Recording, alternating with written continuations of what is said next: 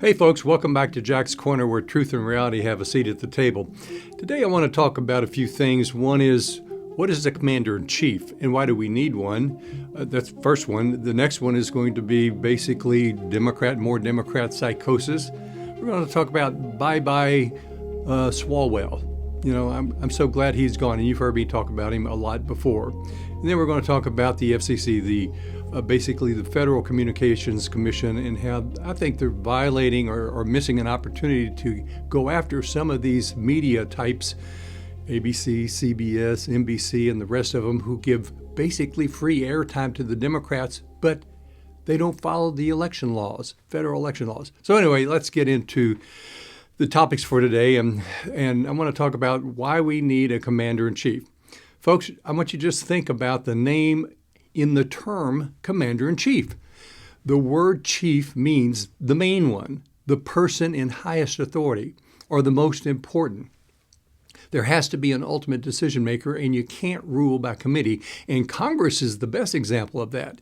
It has already revealed itself to be totally ineffective. The government has been shut down twice in the last 6 months, causing people in certain agencies to have to work without a paycheck or quit their jobs and look for another profession.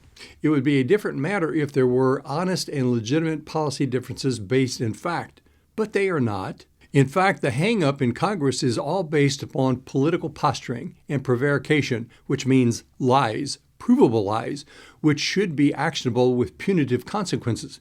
This is the type of conduct and bad judgment that is so outrageous that we need to bring back adult corporal punishment to restore some normal thinking to these cognitively impaired people within the Democrat Party, and that also goes for Republicans as well.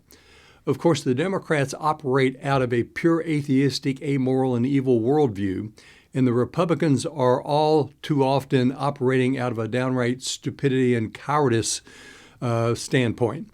So what brings on this tirade, you ask? Well, things such as Trump took to Truth Social on Tuesday morning to warn that Iran's whole civilization will die tonight, unless something revolutionarily wonderful occurred after what he described as complete and total regime change. Now, in response, the Democrats reacted as they always do and wanted immediate impeachment and exercise of the 25th Amendment to remove President Trump. Of course, they didn't do that with Biden because he was obviously mentally impaired. However, we all know that even if Jesus Christ came back, they would also call for the 25th Amendment on him as well. There is nothing virtuous in the Democrat Party these days. While I'm not consoled by the fact that these people will face judgment and are destined for hell and will serve their eternity there for all the ill that they've done to the country and others, God forgive me for hating those who do evil as they do. We also have moronic Republicans who broke with the president on the whole civilization will die tonight. Now, reflexively, a handful of Republicans, and particularly the sanctimonious Congressman Moran of California, a Republican turned independent, who should change his name to Moron, because these people in Congress are simply too stupid to understand what is going on to be really serving in Congress. This brings me back to the Commander-in-Chief title of this article, because not everyone has equal knowledge and information with which to make adequate and correct judgment calls. For anyone who has been paying attention to the rhetoric that comes out of Iran over the last 47 years, you have to know that the men in these cultures are full of machismo and bravado. They are compensating big time. They thump their chests like King Kong, and their sole motivation and purpose in life is to, one, subjugate women and impregnate them, which is the only place where they really get any validation. Otherwise, they are as dumb as a brick, and that is not an irrelevant ad hominem, because their IQs are in the 80s or below because they have committed so much incest and inbreeding over generations and generations. That's what you get with their fake religion. So that brings me to the main point of this article, and that is, how do you talk to a people in a culture who only sees force and strength as something worthy of negotiating with? I'm bringing this full circle. Follow me here. Well, you match the bravado with bravado. It's very simple, folks. Just as you don't try to reason with a 2-year-old because they don't have the capacity to be rational at that age, likewise with certain cultures they are irrational and only respond in certain ways to certain impulses. President Trump has his finger on this problem and understands the mentality of the people that make up the murderous regime in Iran.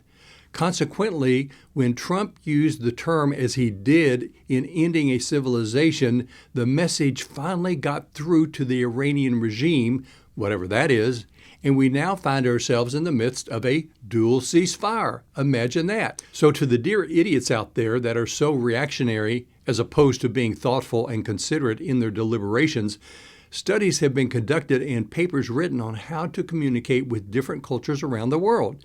As with Iran specifically, the mindset of the radical Islamic regime is one that justifies everything in the name of Allah, whereupon murder, violence, force, and conflict are justified. From a psychological analysis, these are insecure bullies who have overdosed on their own testosterone, if not other men's.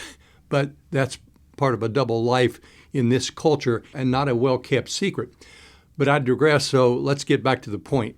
This is why you can't rule by committee, and this is why Congress can't do anything. They have become so ineffective, as so many have commented upon before. The Democrats will not go along with anything, no matter how good it is, if Trump gets the credit. So they are paralyzed, and this is a dangerous problem for the country. The Democrats are indifferent to the country's suffering and will allow it until they have their people in power, and once they get there, they still don't know what to do with it. The problem here is that even if the Democrats do regain power, they are the people who have no good ideas or solutions other than subjugating everyone to an authoritarian rule. Then you have the Republicans who are scared of their own shadows, and except for a handful, we have no strong leaders in Congress in the mold of Donald Trump. If we did, this country would be in a far better shape and the Democrats would be an afterthought. So back to the point here. Our commander-in-chief, Donald Trump, understood the nature, the mentality, the character, and the culture of the Iranians and was communicating to them in a way that is bombastic language that made them understand best that they were on the precipice of annihilation and they had no options. He got counsel as to how to deal with and talk with these demons from hell. Trump convinced them with all the bombing of what he was capable of doing. You see, the Iranian regime walked all over the last 6 presidents. The Iranians live through threats and harsh language and bravado. That's what they understand, and that's what Trump gave them. If you've studied the Iranian culture at all, you would understand that they see negotiation as weakness, and as long as they see their adversaries as weak, there will be no peace. Trump is 100% correct in his language. The one thing where I agree with the Iranians is that they have absolute zero respect for the Democrats who have negotiated with them in the past. It has to be someone they respect and fear, and that's Donald Trump. So to the Democrats, shut up because you don't know what you're talking about and you've been nothing but abject failures over the last few decades. So to Americans, I say it's time to stop acting as if you are a product of inbreeding and start letting our commander-in-chief do his job, which he has done so well. He has made exquisite decisions in protecting our country better than anyone that I have known or have studied in the past 100 years. That even includes some Republican presidents. It is very depressing to see the imbecilic nature of so many in this country, and particularly those in Congress. And as a Republican, I have a message also to the Republican National Committee. You must start doing a better job of vetting those you recruit, support, and encourage to run for office under the Republican label. There are too many in our ranks who are totally useless in our fight to preserve the Republic.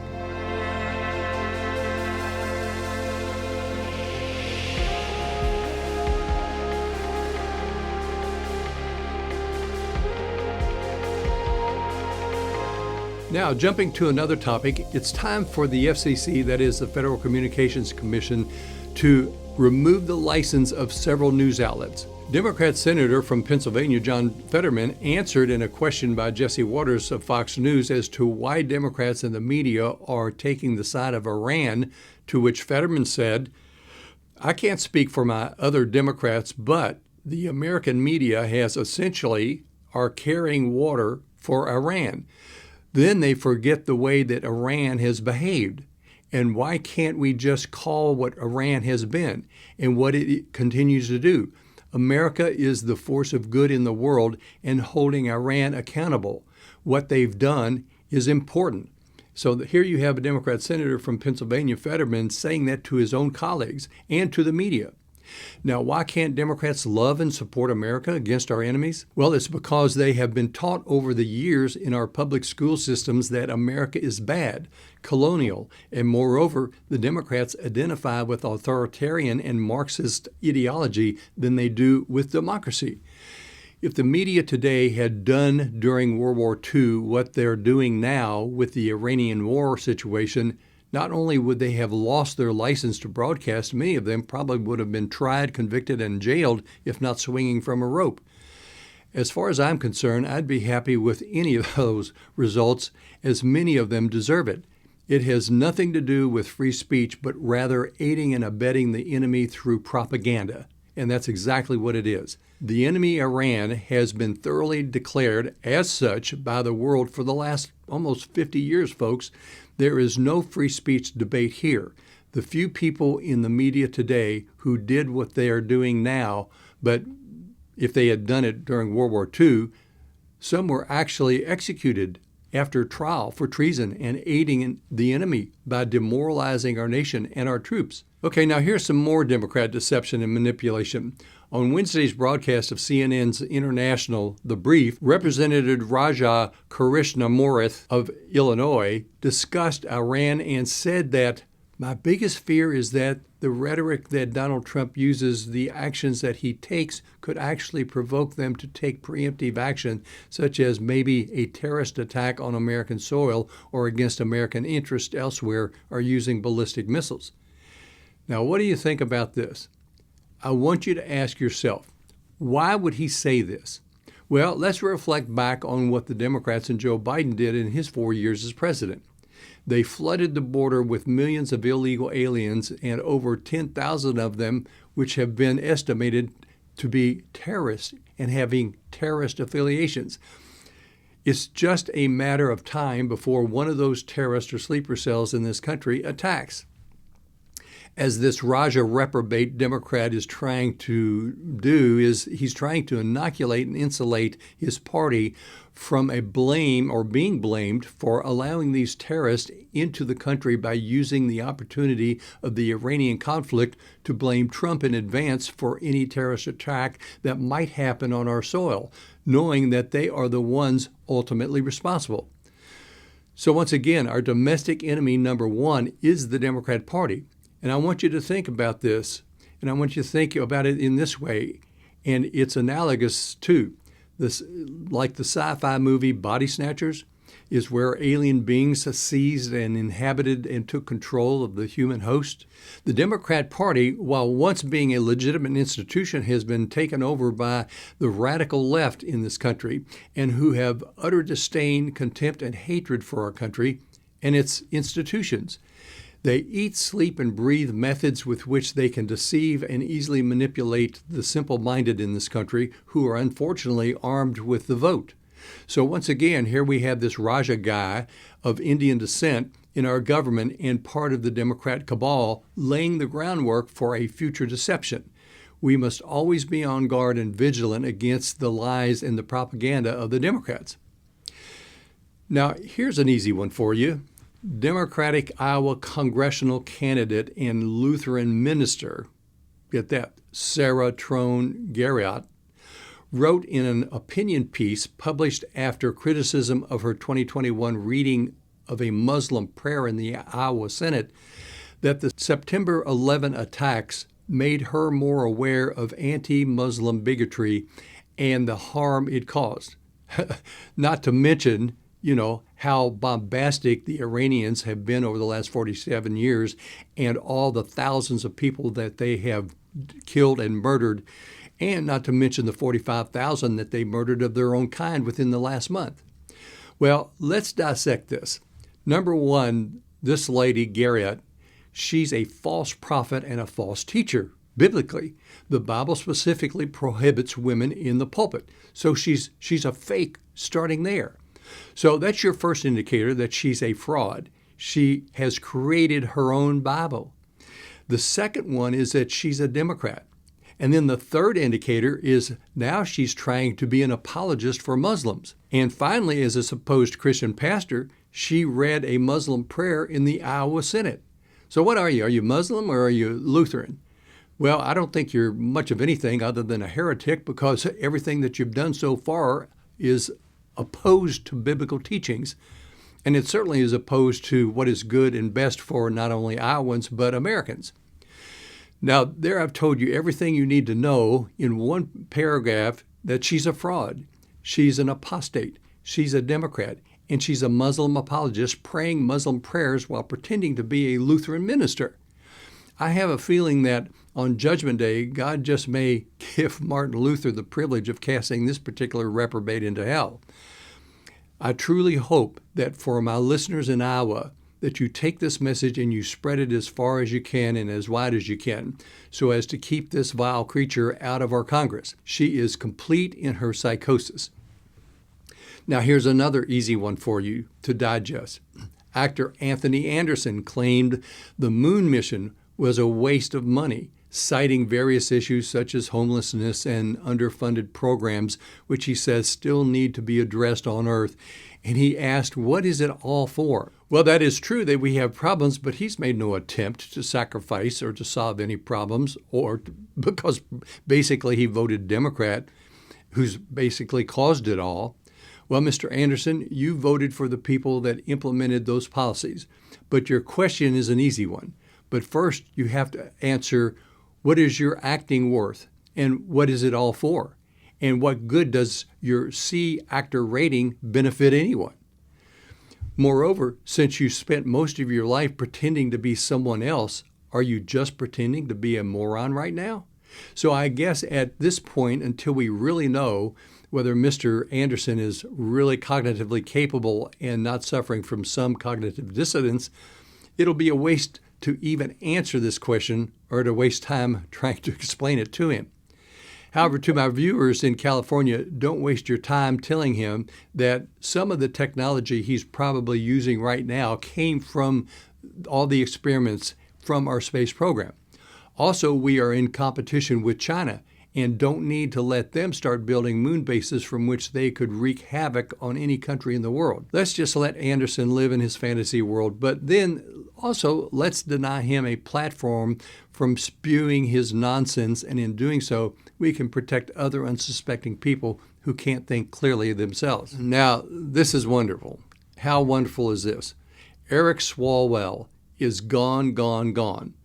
But there are 214 more of him in our Congress. After years of trying to wake people up to what a creep this Eric Swalwell, a Democrat, of course, from California, of course, was and what he was, it has finally been revealed that several women have come forward accusing him of sexual crimes, including rape. But this is more than just allegations. There is actual video. Swalwell, a representative from California who was and is one of the most radical leftists in government today, and that's no surprise, as they all are, he's been a pathological liar and a twister of facts and truth since he entered Congress back in 2013. Finally, it has caught up with him. But wait for the deeper story, and it deals with other Democrats in Congress. Swalwell had the audacity to try to run for governor of California, and in fact, polling had him in third place behind two Republicans.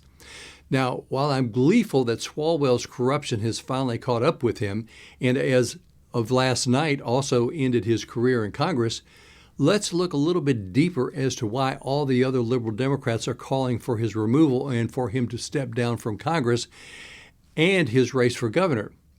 First, let's think about this. California has one of the most corrupt primary processes in the country, much like Alaska's. The way it works is that regardless of whether you're a Democrat or Republican, you're all piled into the same group in the primary. And only the top two vote getters among the entire field, whether, again, Democrat or Republican, will move on to the general election. So what that means is that in a state like California, it's usually always going to be Democrat, and multiple Democrats run to block any Republican ever challenging a Democrat in being able to win the governor's seat. Thus, rarely does a Republican ever get to challenge a Democrat in the general election.